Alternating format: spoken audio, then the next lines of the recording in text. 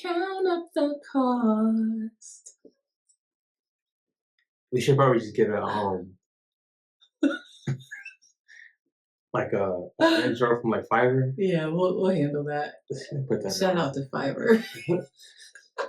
intro. Or if you're a woman and you can sing "Count Up the Cost" and Are you trying to play me? no, that's not your dominant gift. If you can sing that 10 seconds, let us know. Or else we're gonna go to Fiverr and get that done. So our count up the cost moment this week is we are preparing to go on our first camping trip. How you feel about that? I'm excited. I'm crazy optimistic, man. I remember that scene in sorry y'all, but remember that scene in Biggie? No, dang. Biggie. What scene? Where Puff, oh dang, I don't want to talk about him, but in the movie, I'll pick a different. I'm just saying, but in the movie he said you could put me in the jungle and I have that was a line. That was a line that and the people dancing. That was a line that I loved. Me with camping, so I'm not worried about a thing. Well, you're nervous of bugs. Yeah, I got my I wish I could give a shout out to the brand, but from Connecticut, I got my stuff. I got my oils and stuff. So what I need to go camping is I need overalls. What? Yeah, you know those big, thick car overalls? You're not going fishing. No, you're going camping. Right. Are you building the one tent? Of those. And I need steel toe boots. I do believe everyone should have boots. Toe boots is okay. We're gonna have to talk off. Steel toe boots, hiker boots. You don't need steel toes. Do you know they make steel toe boots that are also hiker boots? I don't think. I think you're overthinking this. I think we just need to pack up. We need steel toe boots and go for the. And then so this is our first camping trip that we're preparing for because we want to explore different stuff. We want our kids to be able to explore. Leah's actually been asking about camping. Really? For a long time. A long time. So we're gonna do that and we'll let you guys know how it is. Make sure you subscribe so you can see when we drop some of the videos about learning the camper and stuff like that. I think within a year we're gonna be pros at it. I already know. And I'm not saying that to be cocky, but I think once you start getting into something, you start figuring out those hacks and talking to people. So today we are talking about how do you overcome or how do you battle fear? I think in today's, not just in today's climate, but just in general, fear is one of those things that can come abruptly or it can sneak up on you. So you wanted to talk about you didn't know fear is also shrinking in certain places or while doing certain things. So how did you come to that? I think that just having a lot of introspective moments, and especially when you're transitioning. I remember reading something years ago, like as a woman, you evolve like every 5 years. So you're like, as a person, okay. So it's almost like you're reintroducing yourself to yourself, like every 5 years or so. And I feel like I recently went over one of those kind of like 5-year humps where I'm like, who are you? Where are you at? Like, I don't recognize you type of situation. And in that, I started looking at how I would never call myself like a fearful person. Like if somebody said, do you fear? I would be like, nah, not really. But then I realized that fear and I also believe that fear is a spirit. And how it looks though, how it may manifest itself in the life of in our lives, I would have never thought it was like shrinking. What do you mean so people are clear by shrinking? Yeah, I think I found myself and it's nothing new. I found myself being I thought overly polite and humble by allowing people to go first or knowing that you have something to say, but then you just kind of look around, see if anybody else has something to say first, and then you'll share type of thing, or being overly like vigilant, in thought, not in action. So like I'm a huge thinker. Right? And I'm a huge thinker. So like a lot of people probably think, yo, since I was a kid, people think I walk in the room and just like dominate spaces and stuff. But it's like, yo, if y'all only knew what was happening in my mind, just getting into the space or even remaining in the space, that's still something that sticks with me today. So just kind of looking at how fear can actually look like shrinking for me Mm, because it combats the very nature that I know is in me. Like, what's in me is not to shrink. mm. I think mine, and then we'll go back into that. Hmm. Mine was actually fear of moving. Okay. Um, Not particularly fear of the place that we moved to, but Hmm. fear of like leaving so much familiar stuff. Like for me, one of my biggest fears before was if I was gonna be in a fitness space down here, nobody knew who I was. Okay. So it was like Hmm. through inside of like Windsor, Hartford, Bloomfield, Connecticut. Hmm. And this is not to toot my horn. Like Hmm. I could go places and be like, I'm a fitness trainer. This is what I want to do, such and such, whatever. And somebody might know who I am, Hmm. or somebody who I've worked with could give me a plug. But it's like I was thinking coming down here, I'm in a whole different place. Nobody knows who I am. Which is the weirdest thing, 'cause like I say all the time, I'm like, yeah, I can count even today going to church and seeing somebody that you know at the church. But they didn't know me from Connecticut. They knew me from a business in Georgia. Nah, but they didn't meet you here in Georgia. You No, know what I'm saying? So, no, or even when we came to the airport, and like I mentioned last time, the dude calling you in the airport. yeah. No matter where we go, that's the thing. I'm like, somebody always knows you. And they don't be for bad reasons. No, So I feel like somebody always knows you, which I think speaks volumes, just about your character and it's always good stuff too. I always gotta wait. I be always gotta wait while you sit there and y'all talk about everything. I just back to be what I was saying waiting. before I was cut off. My fear at first was if I was going that route, I would have to make a whole new path Mm, to do if I was choosing to do what I was doing in Connecticut. I hmm. would have to make a whole new path to do that. Okay.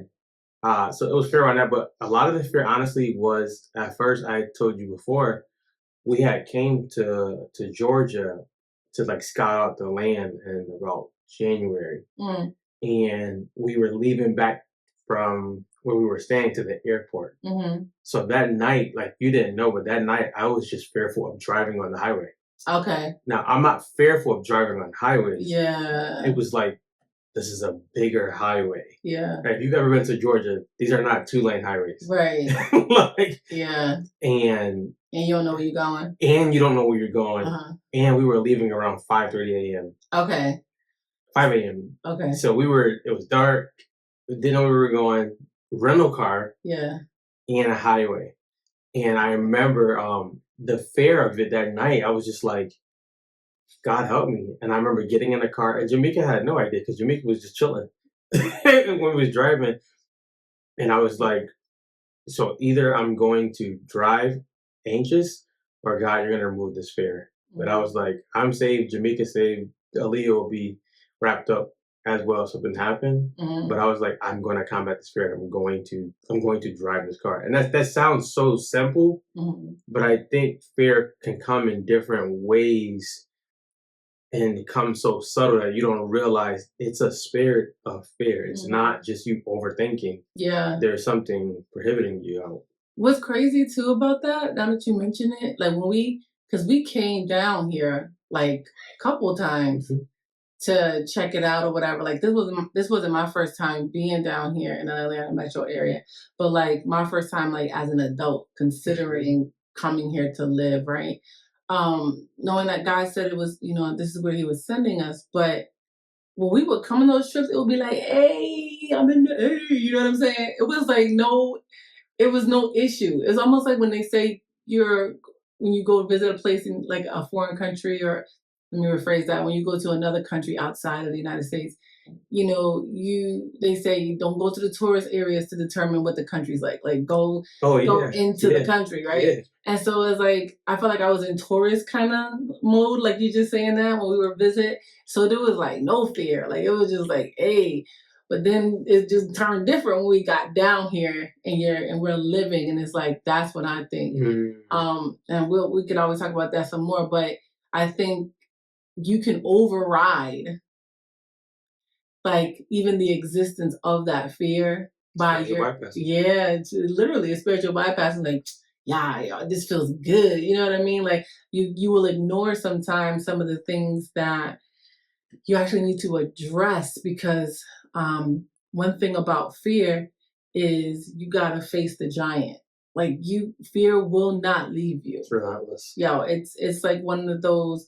It's probably a principality, but um, it's not going to leave you. You have to face it. Hmm. You know what I'm saying? And so, um, How do you let's say how do you tell somebody to face fear versus how you faced fear? Is that different? um, no, I would say like I got a lot of lessons. Um, I lost a lot of time in the past not understanding it was fear. Like I said, fear would show up for me not in, shaky palms and all of that. It would show up in like shrinking Mm. when I was being like called to do something or facing something that I had never done before or had no context to. Like it seems like that has been my story like the last 15 years, you know? Um Which is strange because from the outside, even being married to you, I wouldn't look and be like, she's like, you had brought up an incident yesterday. mhm. And I was like, I wouldn't have thought that was, I Yeah. just thought you were just in a different world at that moment. Yeah. It's a different I didn't think, I was like, I wouldn't have thought you were shrinking or anything. Um, I think that's actually a part of I guess I don't I be self-diagnosing myself all the time, and I can do that because it's my life. But You know, the Lord never tells us to self diagnose. I'm just saying, but I think it's some aspects of like disassociation for real, like not like on some extreme levels of like crisis or anything, but sometimes I think I can do that, and so when people say things about you, take note of that. Like you just described how I looked to you, and that's like you just weren't there. That's to me that can be an aspect of how fear manifests itself because I'm disassociating inside myself, saying, I'm not here, I'm actually somewhere. But I can answer you. That's the scary yeah. thing. Okay, so to break it down, Yeah, you usually have a lot of ideas yeah. and a lot of thoughts. Be careful. Millions, Be careful. millions of them. Be careful. So I'm always thinking if we're in a space and I'm talking and you're not talking, that you're thinking of like something to do with that Mm-hmm. or an angle that I'm not seeing or just something in general. Mm-hmm. So I'm looking like, oh, I was talking about marketing to somebody. Mm-hmm. And I was like, oh, I'm thinking in my head, Chamika's probably mapping out the play for us to get in Yeah. here. Mm-hmm. And you're like, no, I'm not mapping out none of that at the moment. So I want people to understand, as we understand, just because it doesn't look like you looking frightened and terrified doesn't mean you don't have fear. And it's good to call it out. Okay, so we're gonna have to touch on that because you bringing something out. So let me tell them where we were, what we were doing. Okay. Okay, so we went to the gun range, right? It's not foreign to us in a sense, but we were going there, in a new space and going for shooting practice, right? And for me, I had been licensed in pistols and all this stuff for like I don't know, probably like 15 years, right? Hmm. But then an incident happened in Connecticut that made me say, I don't want to do this, right? Nothing crazy, y'all, but it was bad enough where I was like, I don't want to carry. I don't want to even look at a weapon any longer, Hmm. right? For sport or anything. And now that you're saying that, And I said it to you yesterday too. I'm like, that was the first time I felt like I was back in like 101 training Mhm. because it had been so long since I had actually like gone to the range and done these things.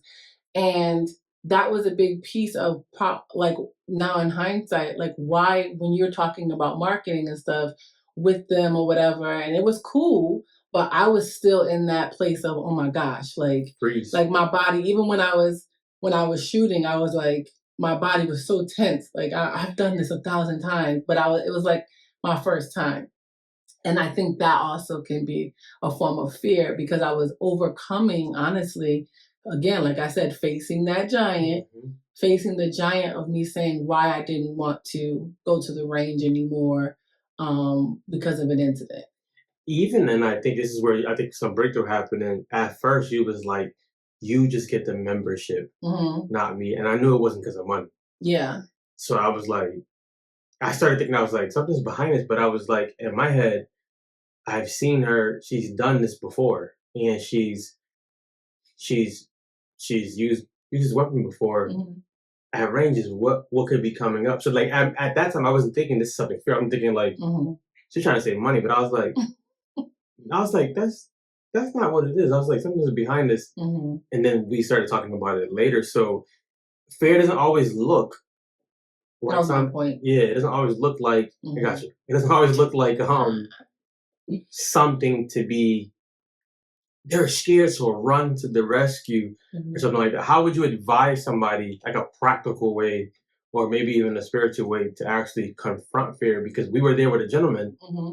who had a real fear Yeah. of being around weapons and Yeah. all this. And he said it. Yeah. And at first, like I was like, oh, he's cool. He's confident. And he's like, I'm really nervous. Yeah. Like I'm in this room, but I'm nervous. Yeah. I think you actually describing it right there. What you do is you admit accountability. Admit He it. didn't know us, but he was like, "Yo, I need y'all to know why I'm shaking. I ain't got no ulterior motives." Because I was I'm like, like, why you "Yo, said? everybody got to be confident up in this role right I here. was like, cause bro, We ain't here. This ain't no game." if you act out, So I said to you, I said when he said that, I even put my guard down because I was like, "Oh, okay." So do he you think nervous. being in control of things makes people feel that they're not fearful? Yeah, absolutely. Hmm. It's a false sense of security. It's not real, but it's definitely it's a coping mechanism that many times as you learn in human behavior, honestly, that if you control the situation, you were once out of control of situations, and many times it happens in our youth, right? And so then you Hmm. then end up compensating for that. Come on, I'm in the vein. You I end got up a story. I got a story where this is acted out. Yeah, you end up compensating and overcompensating for that, even in your adulthood, because you don't even realize sometimes subconsciously you're like, that'll never happen again. But the fact of the matter is, you can't control, Can't control it. you know. We were coming back from Great Wolf Lodge, Mm, um, maybe a couple years or last year, yeah, and we were there. Trip was fun. Water was fun. it was All was fun. fun. And we heard through the grapevine that there was going to be a big snowstorm. Mm, So at first we're like, we'll probably be past it. We'll leave early in the morning on Saturday, so we won't hit it. Sunday morning, so we won't hit it. yeah. And looked out the window, and the snow was like knee high. We had, and I went there with Crocs. So Crocs, we had no snow brush Yeah, or the brush. anything. We had no gloves. Was it a It snowstorm was a out of snow. It nowhere? was out of nowhere. It Okay. was out of nowhere. And my thing, I'm going outside like, Mhm. all right, I got to first get this car brushed off. And I look at the car, all I have is a t-shirt, an Mhm. extra t-shirt. And I'm like, bro, I'm about to be out here all day just trying to wipe this thing. So Mhm. this dude comes out and he's like, yeah, it's pretty bad. Like where you going? We're going back to Connecticut. He's like, it's pretty bad Mhm. driving there. So I'm like, all right, I'll just drive slow. When we were getting there, our heat cut off. So Shout out to the the caddy. caddy, a fuse randomly blew. Yeah. So we didn't have the defrost Oh yeah. or the heat, and we didn't have a snow brush or gloves. Yeah. So we're getting. I told Jamaica, yo, this dude met me outside, gave me a snow brush. Shout out to whoever that dude is. We got a snow brush. We had some at home, but we got a snow brush. And Jamaica goes, I'll drive home. And I was like, Mm. it makes sense now though.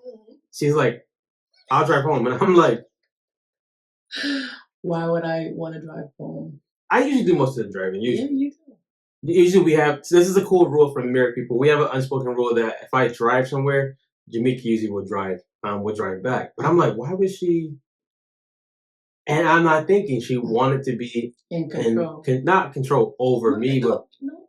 in control over. It was more so over the road. Over the road. You think a lot of times? Come on, shout out. I know it's other, not just me, but and it's not a woman thing either. But I do know a lot of women that have again. You don't say. Been in scenarios. I'm just saying they've been in scenarios when they have been the only one, and they learned self-reliancy, which has to be unlearned. It does. It does. Because it can become that badge of honor. Yeah. That ruins. And if you're a believer in Christ, we know that there's a certain order in regards to access and authority in a family, which I could go there a whole nother way, but which can also be detrimental to the family if you don't operate in that order. Because there's been many times when we first got married. Remember, I would go to God in prayer. I'd be talking to God, and He'd be like, "I want to talk to him." You know what I'm saying? And it's like on anything big in regards to this family, doing major moves or doing these things is like, I'm like you said, I tend to be very visionary, very I have lots of ideas and lots of strategies and stuff. And can we pause and talk about like you are the base. If I acted on all the ideas and strategies you have, we probably would look like. But this is I've learned though, right? In the beginning, I'm like, yo, Drew don't never be down, yo. Drew be like, let's talk about that later, or let's pray about it.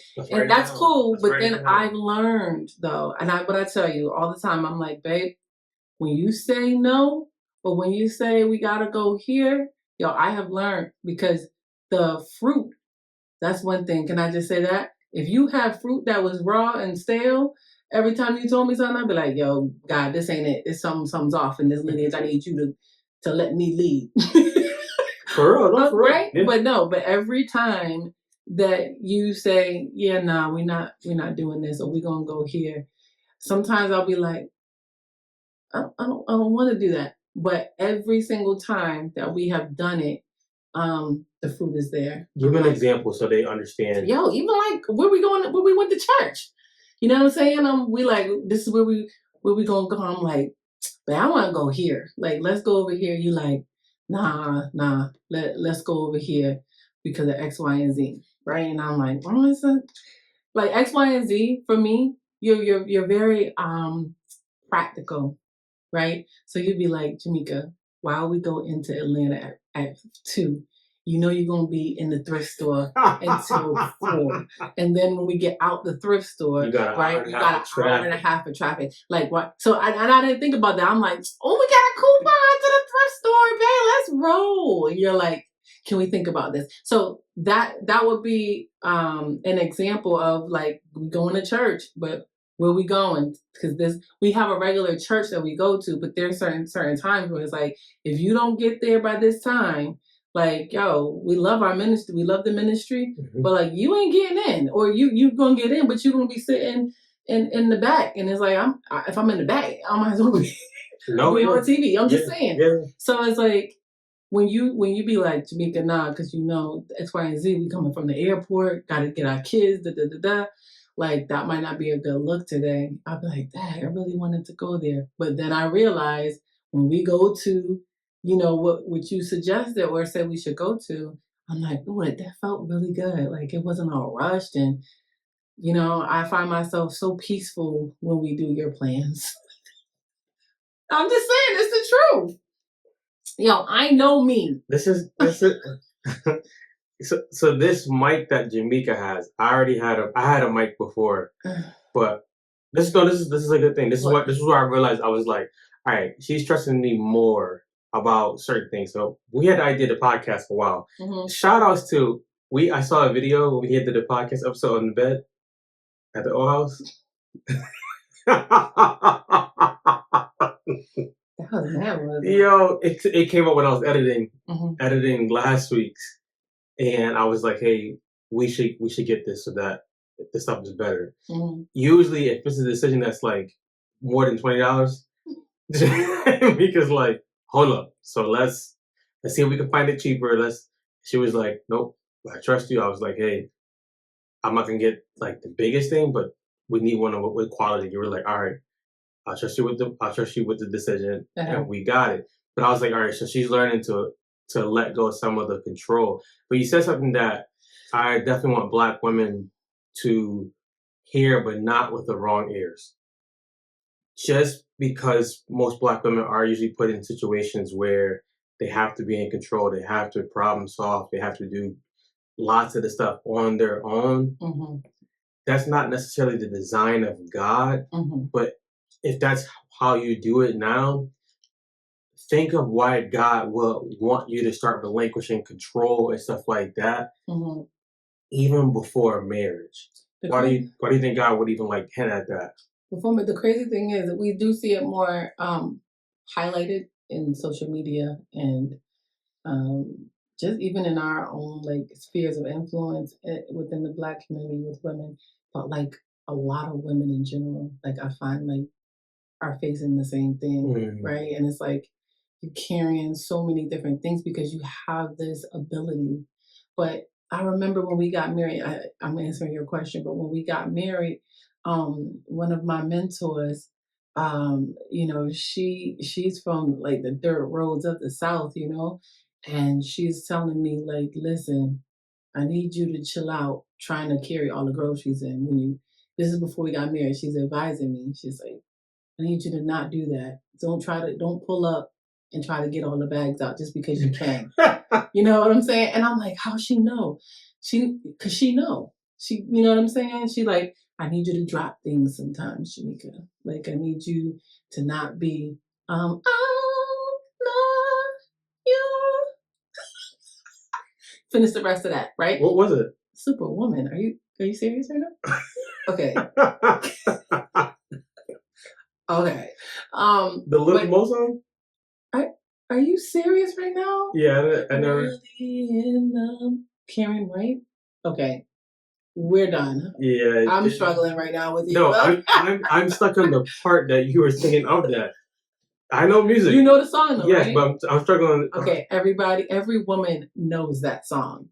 Anyways, in the comments, if you knew what I was saying before I even said it, just by the first 3 words. That's not how I hear it. That's why. And I know the song. Anyhow, okay, we're back. So, babe, that's what she advised me, and I thought it was so. When she said it to me at that time, I thought it was so weakening. I was like, wow. I did. I was like, why would I pretend to be weak? And I now realize in hindsight, I'm like, yo, no. Like, hey, I'm telling you it. You bless me. When I pull up and open the door, you be like, you got your shoes on, you got stuff in the car. I be like, yes. Help me, brother. You know what I'm saying? Like, I didn't realize that because I could lift it, that I had to lift it. That's a spiritual truth in many ways. But that then correlates to that order and God. God doesn't diminish the woman. Not at all. That's not what the intention of that is. And I despise when I see that like being put in place as if though like when he says that we are second, as if though we are diminished. No, like I know what I know where my role is in our marriage. And I didn't always know that, and I'm still learning. But I know that it's not a diminished state. But I think about when the pilots go in the cockpit, right? They're the only 2 ones that can fly this plane. Only 2. Like the stewardess that she might have been on the team for 15 years, but she can't fly this plane. Those 2 can. But one thing I did know is that sometimes you'll see the pilot go out and go to the bathroom, and the other pilot is inside of the cockpit. Both of them can equally fly this plane. They're both trained and equipped to do so. One may be more senior than the other and takes the lead, but at the end of it all, both of them are capable of Hmm. doing it. But they have very distinct roles in adequately flying this plane. Mm. And so I say all that to say, like, I learned that in marriage, and I know we're still talking about fear and No, I everything, mean, but it makes it sense. comes back around to that. Sometimes you fear, as a woman, if maybe you've been married, and I remember saying to a woman straight up, like, y'all know when we talk candidly, y'all. I was like, you ain't been married. She's like, I've been married. What do you mean? I've been married for 30 years. I'm like, nah, you not being married though. You're not You becoming one. you didn't become one. Like y'all still, you know what I'm saying? And so that fear of letting go of your roles and positions and stuff that you experienced before you got married, that's a real fear, and you'll bring it into your marriage, and that thing will be like cancer. So it's funny you bring that up because one of my biggest fears ever Mm-hmm. was always marriage. Because I Oh. was like, I would jump into the thing of like, maybe I didn't see a lot of marriages that made it, or I didn't see a lot of male leadership Mm-hmm. from spiritual and a practical point. Mm-hmm. So my thing was always being so afraid to lead because I'm leading a woman who has more knowledge than me, Mm-hmm. or who has more, like I say all the time, I talk to my boys like my wife is way smarter than me, Mm-hmm. but that doesn't mean I can't lead her. Mm-hmm. But it is a hard thing to grasp that. It's like a dichotomy. Like you're like, I know I could lead her, but can I lead her because she's smarter than me? Mm-hmm. But like you said, when you look at the order of God, like that man necessarily doesn't have it harder. Mm-hmm. He has a death penalty on him. Like so, if the man doesn't do it like how Christ does the church, Mm-hmm. like Christ died for the church. Mm-hmm. He's telling us, I want you to mimic me Mm-hmm. with this woman. So you're like, so you want me to die for her? And Mm-hmm. he's like, yeah. So when women be like, we have it much harder, it's not who has it much harder. It's more so who understands the role that God put in place, not society, not anybody else. But the fear was like marriage. Like, can I actually lead? Mm-hmm. Can I do this? And even hearing stuff like you're like, when we follow your plan or something like that. And it's not that I make amazing plans all the time. Mm-hmm. There's fruit to it. Mm-hmm. That helps both of us see that, let go of the fear of leading more, let go of the fear of controlling the plane Mm-hmm. more. And what you'll end up seeing is that the people on the flight just think we had a good flight. Right. They didn't see what was going on in the Mm-hmm. cockpit. Like those two children Mm-hmm. have no idea what's going on in the cockpit. But I think something that the enemy the enemy does that we want to be so mindful of, like the Bible talks about being sober and vigilant, is he wants the fear that we see to seep into other areas. Mm-hmm. So it's like, if I can make you fearful of driving, I can make you fearful of stepping out. I can Mm-hmm. make you fearful of this. Or if I can make you fearful of relinquishing control, Mm-hmm.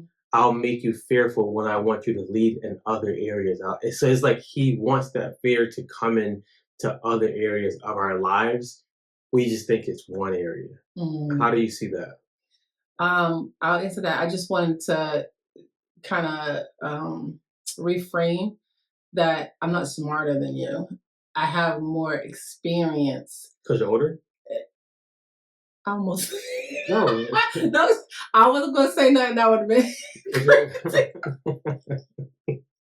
So I am older. Okay, I ain't You're not old, like but you're not cougar old, but I I'm mean just saying. like, I'm no, because I have more in regards to family structure. I've been a single mom, right? Like I was a single mom for like 12 12 years, years, yeah. right? So That's a long time. it's a long time. I have experience in that regard, and you can't tell me yet, like for real. being a single mom, that's equivalent to me of like a master's degree. Yo, yeah. I'm serious. That's the whole school. Yo, That's the whole kindergarten to 12th that's grade. the school of hard knocks on a whole nother level, you know? And so I think that's why I have experience. It's a knowledge base, not an intellectual base. Mm. It's a knowledge base of, oh yeah, I've been here before, you know, when a kid does this or whatever. So it makes it seem like it comes easy and quick, but it's just because I have previous knowledge. Um, but you said something, would you ask me about how I would say what would you say in marriage? About about how fear comes up in a person's life. Fear is consistently who it is. It is a being, right? And so fear does not evolve, it doesn't adapt. It's consistently the same. We evolve and adapt to the fear. And so I like that. so that's why it's so important for us to also do that soul work. Because you know, if you afraid in one area, you know, like somebody that's afraid of dogs, I'm like, you ain't just afraid of dogs. No, You you afraid know, of a couple more you things. you afraid of a couple other things. It manifests differently in your life. You know, somebody that say I'm not afraid of anything. You know what I'm saying? I'm like, I always will go back to like, well, how do you do at work? Like, how are you at your job? You know, how are your reviews at work? I gotta interject. Yeah, Come back to that. yeah. One of my favorite movies, What? Batman, Dark Knight Rises. Okay. Dude tells him, your problem is you're not afraid of anything. And he said, yeah, I am. He said, no, you're not. That's why you can't feel. And he told him, you're not even afraid of death. This is why you can't feel. So Batman's greatest strength was he always saved Gotham. His greatest weaknesses, he never could be in a relationship. And his mentor, so to say, Alfred, the guy who helped raise him, Yeah. when his mom and dad died, he said, I always wanted you to take off that cape. And I wanted you to go and start your new life. He said, I always thought I would see you. Watch The Dark Knight Rises. There's so much things in it. At the end, he said, I thought I would see you one day out with maybe your wife and your kids. And Batman, he couldn't grab the concept that I don't have feelings and emotions because I can't even feel this fear. So he was like, that's your greatest weakness. Like you're overcompensating because you think if I start feeling some of this stuff, what am I gonna do when I actually feel things? Go back to that, but that's exactly it though. When you face fear, probably I'm gonna say your biggest key, spiritually, naturally, tangibly, intellectually, all of that is to allow yourself to feel. Why do we often, I think if there's one thing we got better at is allowing ourselves to feel. Yeah. But why do you think it's so hard to go to a place to allow yourselves to feel beyond just spiritual bypassing? Yeah, I actually think it's a learned behavior. I do, because a lot of times it's like I don't got time to be to cry in this moment, to feel in this moment, because something is either in need or threatening us or something. You know, you ever see, even like in the movies, yo, you see people like getting evicted and the mom is like, she's screaming, but she's packing and moving, trying to grab this stuff. And she's like, she kind of like has to grab herself. What was that movie we just saw, Tyler Perry or whatever? But like she's screaming at them, but she's moving, and then she just goes into like tunnel. And we know she snapped, right? I forget the name of the movie, but she the snapped. one with Taji, is it? Taraji. Taraji? Yeah, but like you see, she either again, she either just did that learned behavior of like, we gotta have somewhere to stay tonight. So I don't have time to sit here, talk about this with you and cry this through. I'll do that later, but then later never comes. Ooh. Yeah, think about that. Like later really never comes. It never came for her either. No. And then you have one thing fear will do is it'll compound things. Although the nature of it's a spirit. I'm sorry, it is what it is. The nature of it won't change, but it will look at your positioning and see when you get kicked. You know how they say, like in boxing or something, they'll say keep hitting them in the same spot, and then they'll study your weaknesses to then hit you in your weakness when you are open. That's the same thing that spirit does. And so it's like, oh, you got evicted today? Boom, I'm about to let you get laid off too. Boom, I'm about to, you know what I'm saying? I'm about to have your child go too. Boom. And it all starts off small. It started off from her daughter not having 40 cents Right.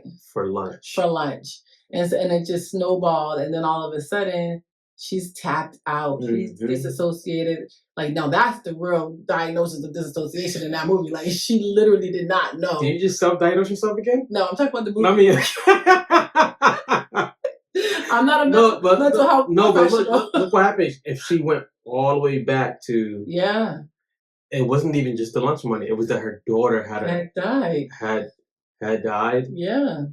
But she snapped. You're going to snap if you don't address your feelings when it comes to fear. So if you stop looking at fear as this big ugly thing to be terrified of and think, what comes with fear? Anxiety comes with fear, shame comes with fear, fake humbling, shyness, all that stuff comes with fear. And if you just keep stuffing it down, it's going to come out. Or normalizing. Shyness is not, shyness has been, I know growing up, people say she's just shy. We've normalized it. And it's like, no, that's not, she's not shy. She's fearful. She's fearful of something. And so just, veiling it and, oh, she's just shy. That's just her nature. I'm like, okay. No, it's not your nature to be fearful. And people don't want to say it's fear because it sounds like now we have to do something about it. Now we got to do something. Or what did I do? That's another shame, like you just said, shame and all of that. Guilt. Maybe if I let them go outside more, they wouldn't have been that way. Yep. All these different things, but you gotta face fear, and you can't run from it anymore. Okay, we got all these movie like examples, but like I hate to use it, but Freddy Krueger, like remember she had to go back into, or Jason, it's like, I gotta go back in and face him. Like, I'm gonna be running for the rest of my life. Yeah, or I'm gonna be running for the rest of my life. Yeah, I'm tired of running. It's the same thing with one of my favorite movies, which is Rocky 4. He has this fear, and then we'll go into the wrapping up. He sees his best friend die. Mm-hmm. He carries the guilt of the fear that it was his fault. Mm-hmm. Like, so if you ever watch Rocky, Apollo fights Drago. Rocky's, the guy he's working with, he's like, hey, throw the towel, throw the D towel, like, call the fight. Like, it's getting worse than what it says. And Rocky's looking at Apollo's wife, and she's saying, like, throw the towel, like, finish this. But Rocky also hears Apollo's voice prior, and looking at him, he's saying, don't throw the towel.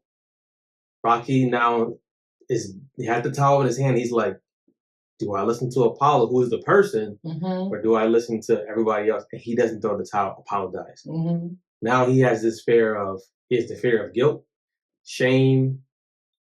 I let somebody die on my hands now. Now his wife doesn't have a husband. His son don't have a father. It's my fault. He has to go and face the dude who killed his best friend, Ivan Drago. And he's fearful.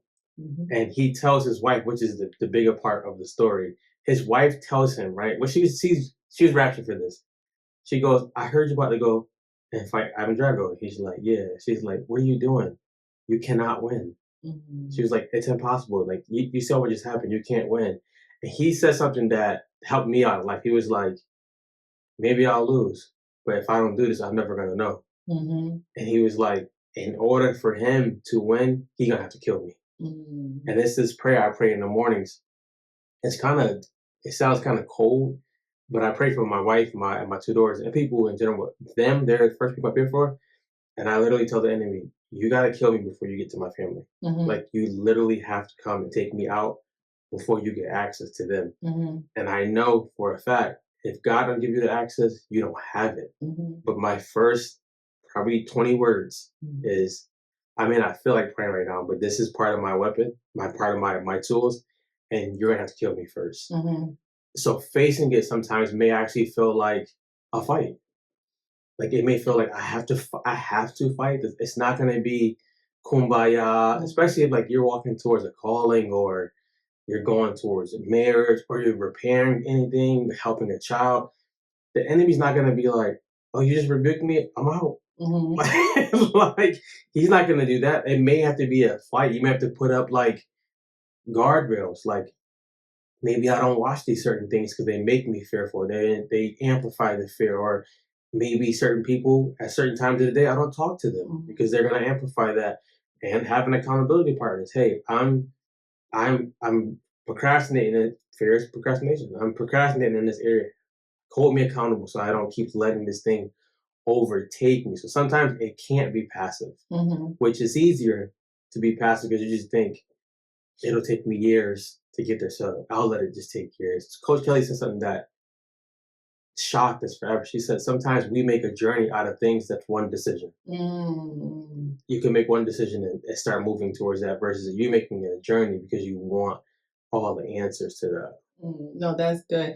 That's funny because it's not funny, but it's ironic that you be praying for us and you be telling the enemy he gonna have to kill you first before he can get to us, and I'll be up there praying, Lord, help me, God, because I'm gonna cut the head of this enemy off if he don't get away from my husband.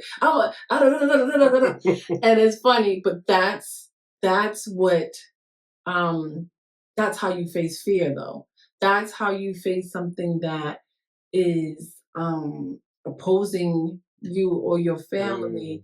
Mm, You're at different aspects of the fight, and from different vantage points. Again, there we go talking about our positioning, and it's intentional because and I know we're going to wrap up, but I just remember at times in prayer, God being like, because I'll pray warfare prayers, and God will be like, worship me. You know what I'm saying? And you never know sometimes why you got to switch. You can't keep coming with the same weaponry, always trying to fight, fight, fight. It's like if that was the case, what did He die for us for? If we have mhm. to fight this battle. No, the battle's already won. The toolbox, different tools. Yeah, sometimes we're reminding the enemy, and the enemy want to know if you know that he's already defeated foe. And then there's times when God says, I just want you to worship. Like, I just want to be with you in this moment. And my presence alone will eradicate Mm, his presence in your life.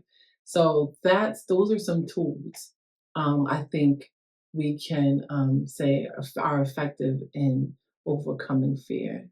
I say, if we just put it into like some practical things you can do, Hmm. uh, tell somebody. Yeah. Like there's been times where the enemy would tell me, "Don't tell Jamaica you're afraid of this," Hmm. and when I would say it, she wouldn't be like bothered. Hmm. I would talk it out and realize, oh, if I make a step towards this, this may start to move. So definitely telling somebody. Prayer is one of the greatest weapons you can ever have because prayer is not just talking to God. It's communion with God. There is sometimes warfare. A lot of times there's last week God told me one day, just sit here. Hmm. Just sit here in my presence. So there's prayer. But I think one that gets missed is turn it into a challenge. Mm. Turn it into a challenge. If I use it a lot with fitness before, but like make a challenge out of it. Something that we do um, with Aaliyah. She did it last week. Aaliyah, I said, if you put your head in the water today in class, I'll give you a piece of lemon cake. She kept asking for it. She came through the door. The first thing she said, I put my head in the water. You promised me if I did this, yeah, I will get some lemon cake. She didn't know we were teaching her to face giants and stuff like that. She just knew that she's a person that if you give her, it's called a super challenge, she's going to attack it. Mhm. So we have to sometimes think the same way, like that. What's something that you are about to hit on the head? That's fear, and I'll say it first. I'm really really hesitant, but I really want to run a marathon, Okay. and I'm hesitant because I know that's not that's not a 30-minute type of thing. That's a Mm. marathons are usually like 3.5 hours, and Mm. I've never ran for more than an hour in my life. So I'm Mm. fearful of it. So I'm going to just lean in and see what happens. But that's one tangible thing that I can share. What about you? I would say just what the assignment looks like for the ministry God called me to, like in a new space down here in Atlanta Metro. like what it looks like because I know it's not going to look the same how it looked in Connecticut. So I think I have heavy expectation and combat fear with that expectation. What's a tangible thing? What's a A practical thing you're tangible gonna do? thing. The last thing you told me to do. It's just that simple. Like he said today, he said, whenever you come in prayer, God usually brings You back back. to the last thing he Yo, told you to do. it's so true. And it'd be like the real You practical ain't saying thing, that, Lord. like You ain't saying that. send the email. You'd be like, what do I do with this? Like, I don't know what to do with it. Send the email. Send the email. And it'd be quick. Yeah, it'd be quick. 3 minutes. You get a response back like, sure, we got it. I'm like, are you serious? When you want to start. Yeah. So that's it. If you guys haven't noticed, if you're on the YouTube page watching this or wherever you're watching this, mostly YouTube, we have incorporated some playlists that are going to include some stuff for our daughters. One of our daughters loves to cook. One of our daughters is being homeschooled and she's on the verge of becoming a skateboarder and whatever else she's becoming. So you'll see different playlists from us, but it's one big family. We're just sharing faith, family, and everything in between. Do me a favor, subscribe to this so that we can keep sharing this good news of God, family, and everything in between. Count up the cost.